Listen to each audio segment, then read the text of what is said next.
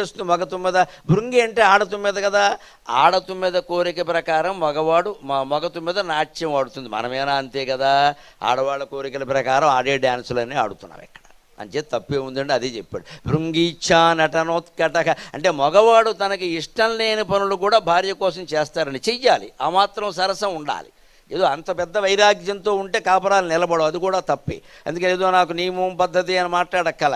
ఏదో ఈ పూటకు నా కోసం కాఫీ తాగండి అంటే కాఫీ తాగే అలవాటు లేనివాడు కూడా తాగడమే మంచిది.